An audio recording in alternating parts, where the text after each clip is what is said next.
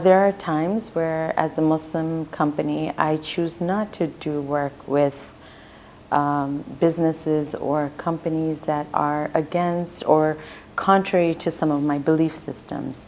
And so initially I was a little bit concerned about saying no to people, but I think I'm very okay and candid about it now. And I'm saying, I'm sorry, I would love to do this, but I can't because it involves alcohol.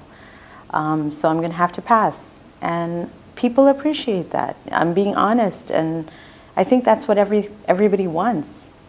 For many years in my career, I stayed behind a desk and I was shy to put my face forward.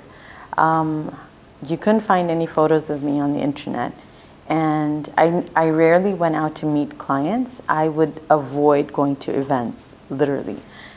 And I realized once I was on a flight going to Dubai, and I was seated next to this executive whom, he stayed to himself pretty much the entire flight. It's a long flight. But a few hours before we landed, I started a conversation with him, and we were immediately exchanging so much information. He told me what he did, and I told him what I did. And he was an executive at PepsiCo.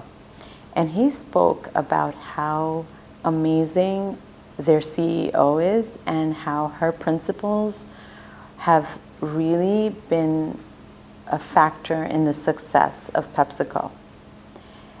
It was at that time that I think he was trying to communicate with me that just because I'm different doesn't make me anything less.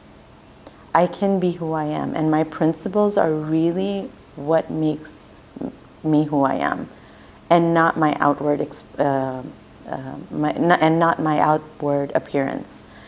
And I appreciate him so much all the time. He didn't say it to me in plain black and white, but I think he planted a very important seed in me wanting to develop myself further. And now I go everywhere and do everything.